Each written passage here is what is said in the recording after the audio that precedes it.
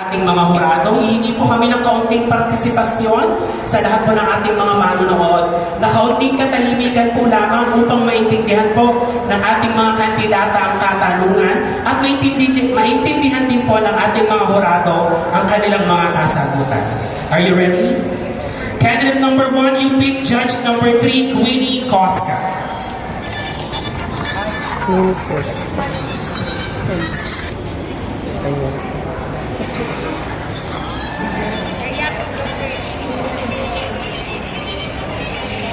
Hi, candidate number 1. Good evening. Hello po. Good evening po. Kamusta? Ayos lang po.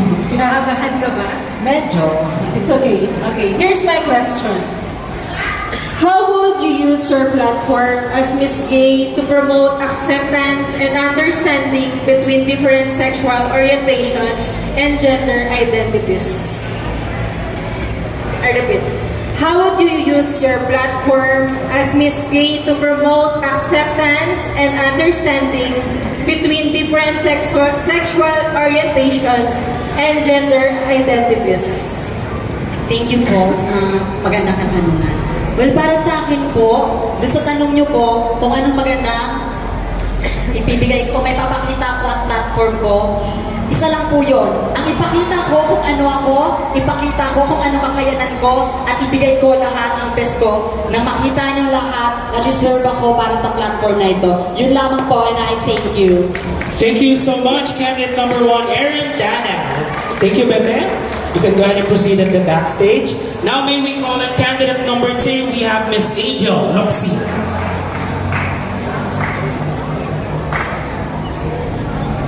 Hi, Miss Angel. You can grab the microphone. And thank you so much for being here. Again, just like what the instructions earlier, you are allowed to answer the questions in 3 minutes time. Once you reach the 3-minute mark, the microphone will automatically turn off. We will read the question twice before you answer. Are you ready? You can pick your judge later.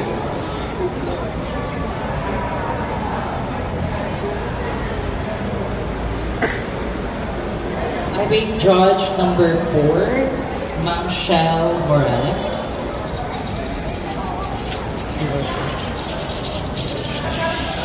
Hi, good evening. Good evening, ma'am. Okay, here's my question. What is the best way to bounce back disappointment? Again, what is the best way to bounce back disappointment? Alright, thank you so much for that very wonderful question. First and foremost, having a long answer is not equivalent or tantamount to a good answer. Bagkus sa nila naman ng kasagutan. Ladies and gentlemen, what is the best way to bounce back disappointments? You know what, ladies and gentlemen, in life, we feel disappointments. We have failures. We have achievements in our life, and it's normal. But the best way to bounce back disappointments is to use that as an inspiration for you to become a better person. Because I believe, ladies and gentlemen, if you have a positive mind to think that the bounce back for disappointment, you can use that into power to be the best version of yourself. And always remember, in life, it's normal that we feel sadness and failure. But always remember this, that we have God who will always watch us and guide us for what we are doing in this world. As long as you are being benevolent person, when you say being benevolent, you are following what is right, what is correct, and what is truly acceptable to our society. That is my straightforward answer with no scripted words. Thank you. Thank you so much, Miss Angel Loxi. And now let's move on to Miss Gay Queen of Queens, candidate number 3, Julia Barreto.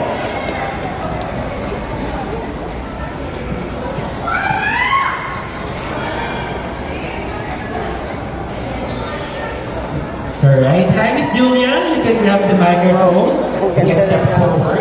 Hello, good evening to everyone. I hope you're having fun so far and watching this kind of event. Thank you. So before you pick your judge name, I'm gonna reiterate myself with regards to the instructions. You're only allowed to answer the questions in 3 minutes time. Once you reach the 3-minute mark, the microphone will automatically turn off, and we will allow our judge to read the question twice before you answer. So whenever you're ready. I already picked judge number 7, Miss Shadi Alcantara, Angeles. 7. Can you pass the microphone, ma'am? Thank you.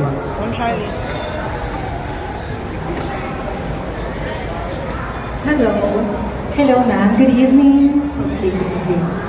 June is the Pride Month for LGBT, right? What kind of pride can you share or give to the universe for it to be considered as a legendary? Yes, po. Okay, one more. June is the Pride Month for the LGBT.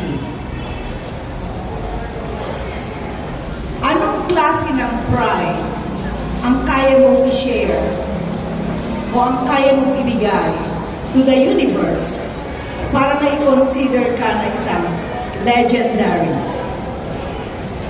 Thank you so much for a beautiful and very interesting question, ma'am. Well, first and foremost, I would like to say that, you know, ma'am, and for all of the people who's watching tonight, I think we don't need to be so much perfect in answering the question. As far as I know, as long as you can answer the question truly comes from your heart and let your heart speak louder than your mouth, I think that would be the best answer. I'll go directly. Well, first and foremost, I believe that it is very hard to live our life to the fullest for being an LGBT member. Why?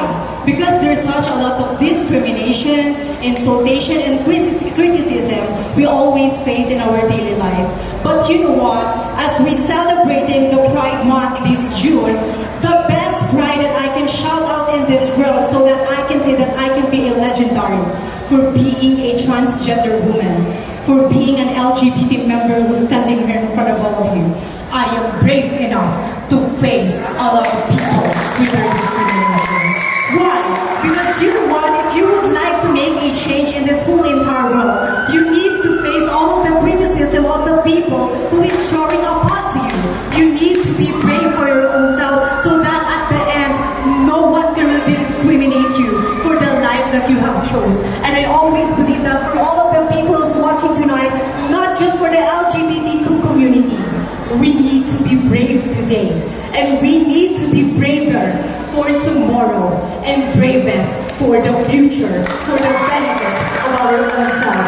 So that, for all the people who's watching tonight, most especially for the LGBTQ community, if you are brave enough, then definitely no one has the right to discriminate you.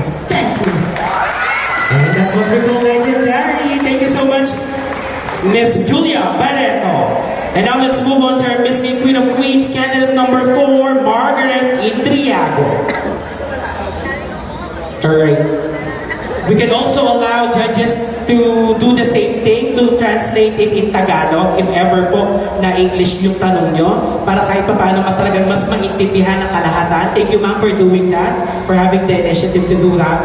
Anyway, Miss Margaret, before you pick your judge name or judge number, a little instruction, just like what earlier. Sorry, okay, nailan na sa silaw ka. You're only allowed to answer the question in maximum of 3 minutes. Once you reach the 3-minute mark, the microphone will automatically turn off. We will allow the judges to answer or to read the questions twice. We can also allow them to translate it in Tagalog for you if you want to. And that's all. Are you ready? Judge number 2, Alan. Okay, Mr. Alan, judge number 2.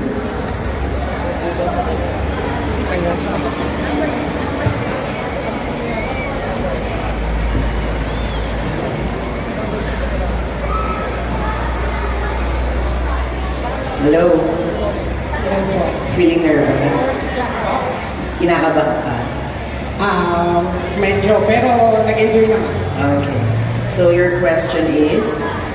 How would you address the challenges faced by marginalized population, such as sex workers or LGBTQ plus individuals, in assessing HIV prevention and treatment services? So, tagalogin na natin. Paano mo tutulungan ang mga hamon na kinakaharap ng mga marginalized na populasyon tulad ng mga sex workers or LGBTQ plus na individual sa pag-assess sa mga serbisyo at pag-iwas sa pag-iwas at paggamot sa HIV? Last one. Okay. Paano mo tutugunan ang mga hamon na kinakaharap ng mga marginalized na populasyon tulad ng mga sex workers or LGBTQ na individual sa pag-assess sa mga serbisyo sa pag-iwas at paggagamot sa HIV? Mga kaibigan, simple lamang po. Sabi nila, ang epidemya ay lumalala ng lumalala dahil hindi natin tinutugunan. Kagaya ng COVID, kagaya ng HIV, kagaya ng HEPA, at kung ano-ano pa. Bakit nga ba lalala ang isang HEPA o ang epidemya o ang HIV na tinatawag? Dahil sa mga tao din. Tumingin kayo sa inyong mga kapaligid. Tumingin kayo sa inyong harapan. Makikita nyo na kayo din ay nangahamak sa bawat isa. Kung ang tao ay may daladalang sakit na HIV, hindi sila dapat pagtawanan. Kung ang tao ay dapat umiwas sa sakit na HIV, sila ay pangaralan, sila ay gabayan, at sila ay bigyan ng aral na masama, gumawa ng masama. At naniniwala po ako sa darating na panahon, tayo ay makakaiwas dahil naniniwala ko na kung bubuksan natin ang ating puso at isipan, tayo ay lilinaw at makakamit natin ang tunay na kapayapaan na walang sino man ang magkakasakit sa mundong ito. Salamat po. Thank you so much, Miss Margaret Indriago. All right. And now let's move on to candidate number 5, Miss Queen of Queens, Scarlett Gonzago. There. Exactly what I'm talking about. So Scarlett, before you read the judge name that you pick, again, you're only allowed to answer the question a maximum of 3 minutes. Once you reach the 3-minute mark, the microphone will automatically turn off. We will advise or ask our judges to repeat the questions twice. Whenever you're ready. I pick judge number 1, Miss Grace P. Pino.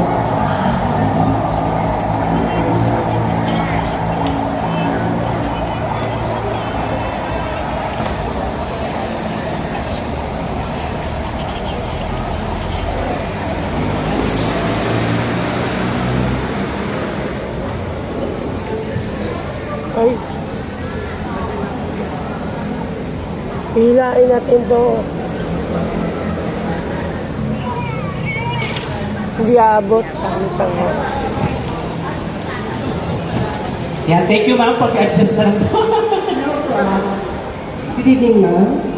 Good evening. How are you? Okay. I'm a little bit nervous and at the same time, I'm hungry. So the food will be served probably after this. Oh, anyway. Okay, so question.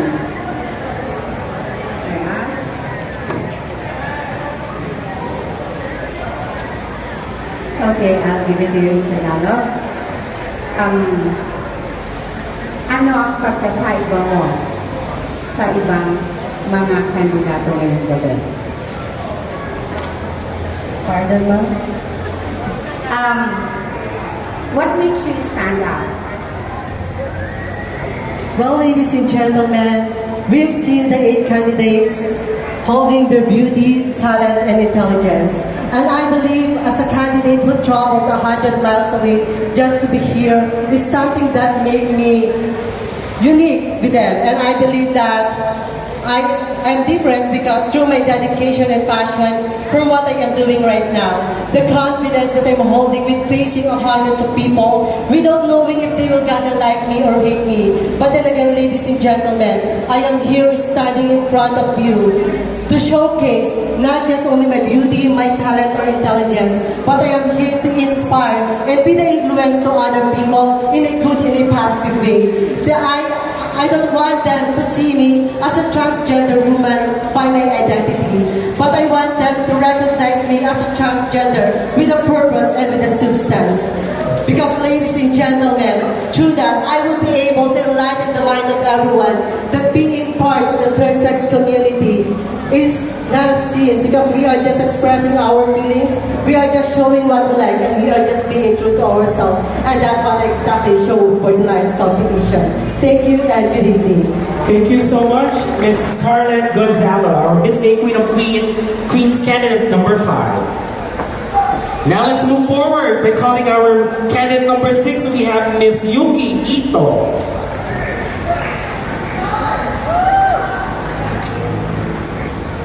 Hi, Miss Yuki. You can go ahead and grab the microphone. And again, you're only allowed to answer the question in 3 minutes time.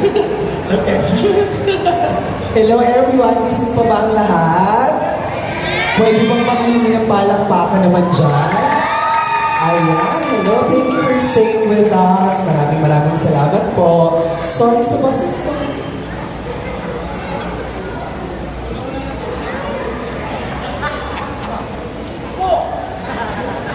I picked Judge Miss Maribel Gandhi.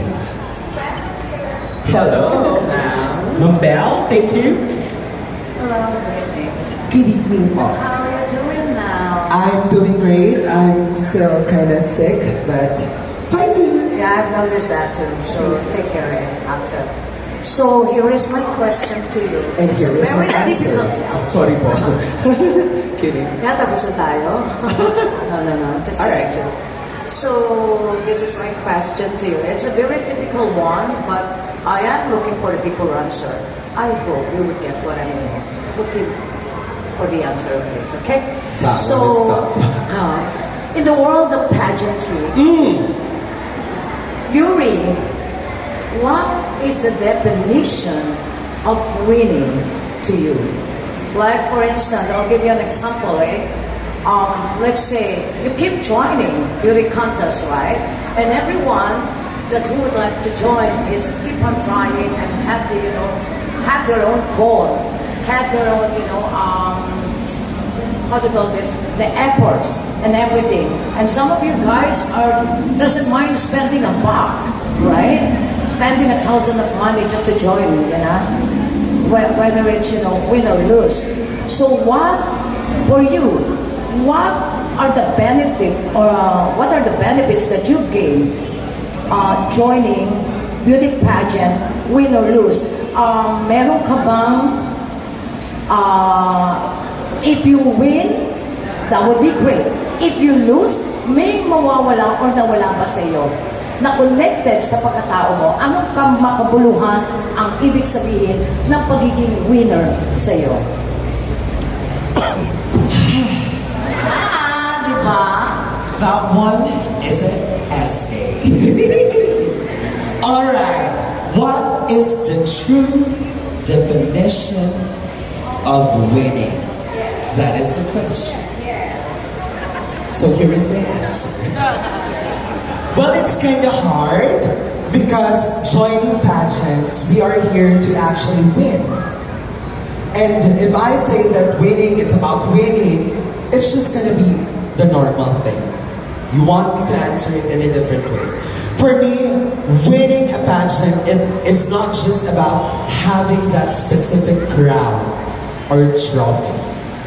Because a true queen defines a person outside this stage. Pagbaba mo ng entablado, doon natin malalaman kung ikaw ba ay tunay na panalo o ikaw ay tunay na reyna. Dahil yan ay maipapakita mo kung paano mo itatrato ang kapwa mo, ang mga kandidato ang corona. And let's not forget something. Winning is not just that crown, but winning is something bigger. It's about God. Because at the end of the day, when you die, that is the true essence of winning. Because you surpass all the trials in this world. Kaya naman kayo, huwag kayong magpakaabalang manalo ng manalo ng manalo. Okay lang matalo, okay lang madapa. Dahil saan pa, at ikaw ay aangat din naman. That would be all, and I hope nag-iwan ako ng isang mensahe sa lahat. It's okay not to be okay. Because you'll be fine. If you put that crown inside your heart. Thank you. Thank you so much, Miss Yuki. Different answer. Ito. Thank you po. Thank you so much, candidate Ang number hirap 6. madaan, but thank you so much. That is an eye-opener. Thank you po. Thank you so much. Alright. And now let's move on to Miss Gay, Queen of Queens, candidate number 7. We have Miss Karen Montesino. Hi, Miss Karen. Do I have to repeat myself when it comes to instructions? You're aware? Aware ka na sa instruction? Okay. 3 minutes. Thank you.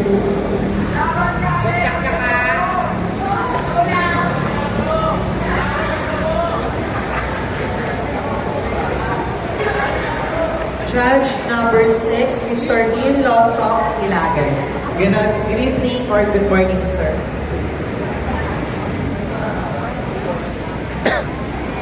I'm sorry. Alright, we have Ma'am Jill Good evening. Ilagan. Sa totoo lang, proxy na nang mawala yung anak ko.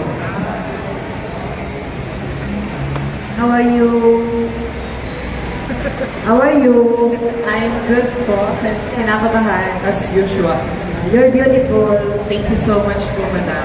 Simple lang ang tanong ko. What changes are needed to protect the LGBT community from these parties in the facilities? Again.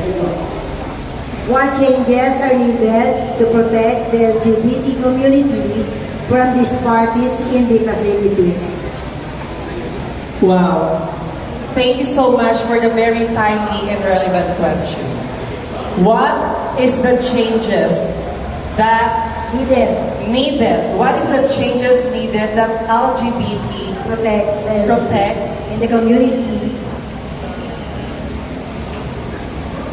and LGBT community?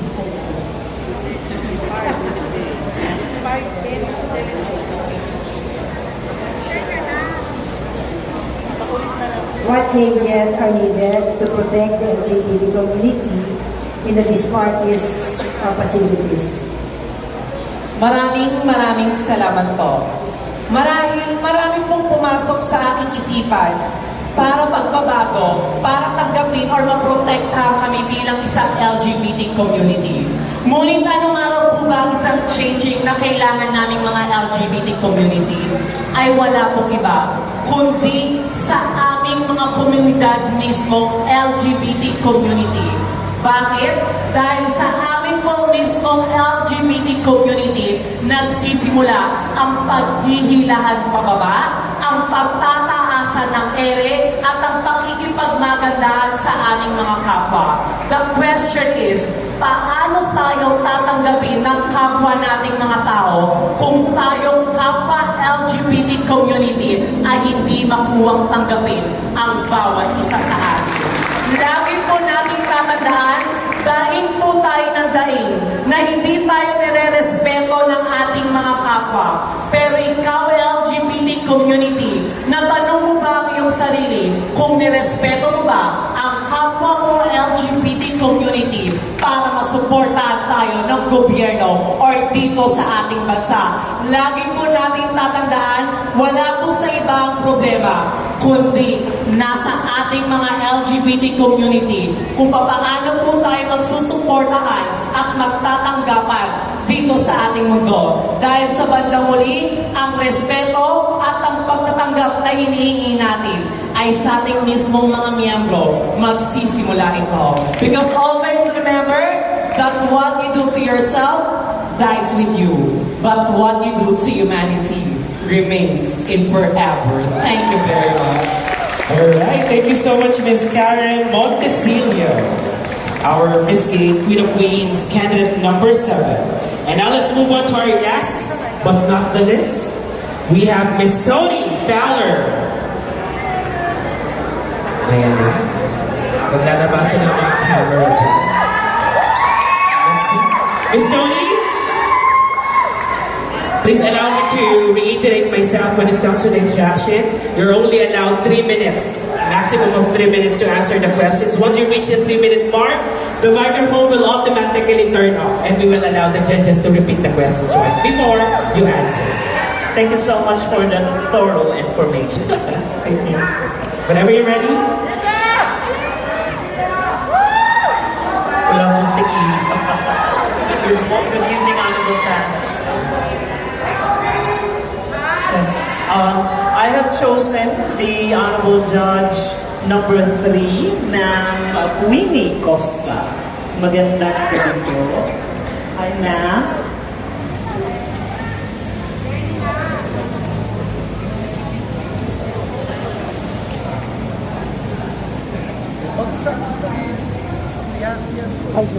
Hello, good evening po, Hi, Ms. ma'am. Manman. Hello po.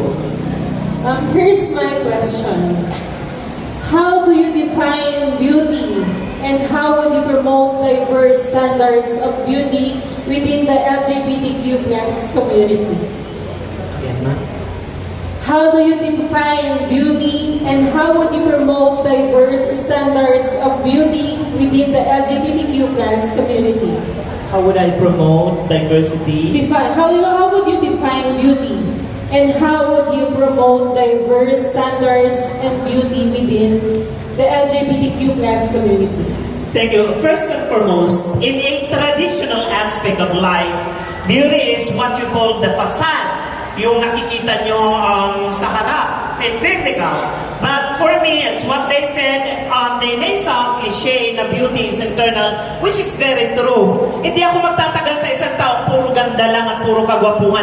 Wala akong natututunan dahil hindi yon ang tunay na kahulugan para sa akin ng tinatawag na kagandahan. Bagkos, bigyan mo ako ng magandang aral, bigyan mo ako ng tamang pakikitungo. That's beauty for me. And what we call about defining diversity in standard of the society. Pag sinabing ganon, mahirap yun. It's an opinionated question. Kasi pag diverse, pag kaka-iba-iba, at paano mo sasaklawin na matatanggap ng buong komunidad, napakahirap yan. Because there are a lot of people as their own opinion. Nasa harap nyo nga ngayon ay isang ehemplo. Anak, patuloy ako binabas. Ba't sali ng sali yan? Matanda na, 47 na yung matmat na yan. Ang tanda na, ang taba na, patuloy na sumasali. Isa lang sinasabi ko, hindi naman yan ang nakakapag-define ng kagandahan eh.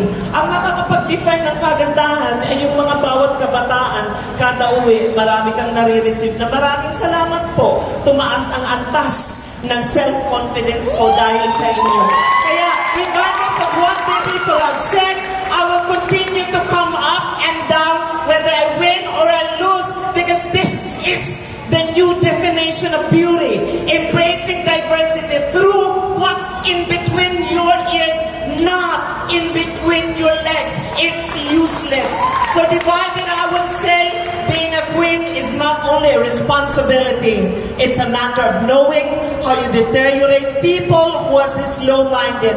Kasi wala akong pakialam dahil hindi naman nila ako kilala. Patuloy nila ako maapakan, pero lang isa lang ang sasabihin ko sa 3 dekada pagsali ko, hindi pa ba inspiring na 8 sa mga kapatid ko na pagtapos ko sa kolehiyo. Kakapit panaog ng entabladong ito. So I would like to end up by saying that we cannot embrace unless we see. We cannot see unless we felt. Unless we open our heart where diversity is equal to everyone, not in our physical aspect, but it's a matter of how you will live regardless of the day, the generation, because in everything you look at yourself. That is beautiful.